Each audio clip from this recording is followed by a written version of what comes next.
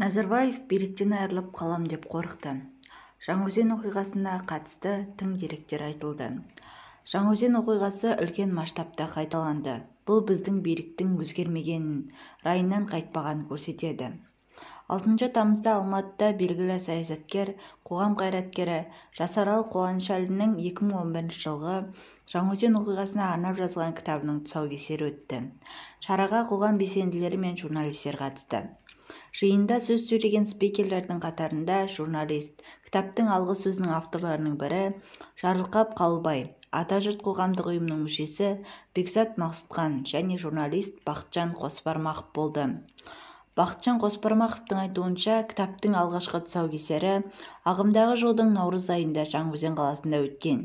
Кейіннен Алматыда өтуі тиіс болған іс-шара белгілі себептермен кейінге шегеріліп келген. Жаңаөзен менің жан жүрегімде кітабы қазақ және орыс тілінде жарық көрген. Бұл кітапта Жаңаөзен оқиғасына байланысты материалдар топтастырылып жинақталған. Кітаптың ерекшелігі сонда, мұнда Жаңаөзен оқиғаларының хронологиясы жазылған. Оқиға қалай болды? Бұл оқиғадан кейін Жаңаөзен қалай өзгерді? Сот процестері қалай өтті? Осы сұрақтардың бәрінен нақты фактіге негізделіп жазылған кітаптан жауап табуға болады, деп түсіндірді жиынның алғы сөзін алған Бақытжан Қосбармақов. Шарада сөз сөйлегендер Жаңаөзен оқиғасын қазақ қоғамындағы үлкен трагедияға теңеді. Себебі билік тәуелсіздіктің 20 жылдығында алғаш рет халыққа қарсы оқ атты. Бұл оқ ату басып жаншу үкіметтің әбден шектен шыққанының белгісі. Осыдан кейін арада 10 жылдан соң қаңтар оқиғасы болды. Жаңаөзен оқиғасы үлкен масштабта қайталанды. Бұл біздің биліктің өзгермегенін, райынан қайтпағанын көрсетеді, деді олар. Кітаптың авторы Жасарал Қуанышәлин кітапты жазудағы мақсаты Жаңаөзен оқиғасына қатысты қылмыскерлерді тауып жазалауға сеп болу екенін айтты. Бұл кітап Жаңаөзен оқиғасынан кейін 2012 жылы жарық көруі тиіс еді. Алайда кітапты шығаруға тиісті болған Адал партиясын билік жойып жіберді. Содан соң былтыр бұл кітапты қайта жинақтап, жаңа ақпараттарды қосып басып шығардық, деді автор. Жасарал Қуанышәлин кітабының соңында халықаралық заңнамалардан үзінділер келтіргенін атап өтті. Бұл заңнамалар еліміздегі Жаңаөзен және қаңтар оқиғаларына тікелей қатысы бар деген ол. Женева конвенциясынан үзінді оқыды.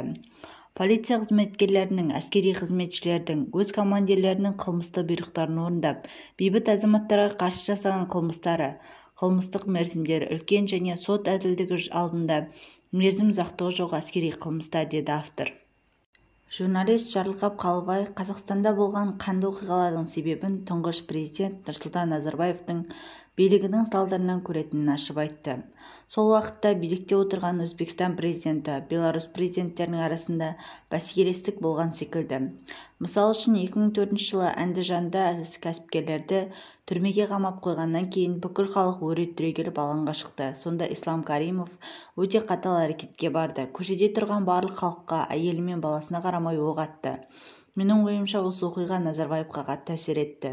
Ол қаталдау болуды ойлап, билікке тырнаша жармаспаса, одан айырылып қалам деп қорықса керек. Осының кесірінен қарапайым халық зардап шекті, деді ол. Жиын соңында шараға қатысқанда тұсауы кесілген кітапқа ақ жол тілесті. Айта кететін болсақ, Жасарал Қуанышәлин белгілі оппозиция өкілі, қоғам және мемлекет қайраткері. Қазіргі уақытта қаңтар оқиғасын зерттейтін Қаңтар қырғыны қоғамдық зерттеу орталығының басшысы. 2011 жылы 16 желтоқсанда Маңғыстау облысындағы Жаңаөзен қаласында еңбек жағдайын жақсартуды талап еткен мұнайшылардың бірнеше айға жалғасқан бейбіт наразылық акциясын полиция оқ атып таратқан. Ресми мәлімет бойынша Жаңаөзен оқиғасы кезінде 17 адам көз жұмған.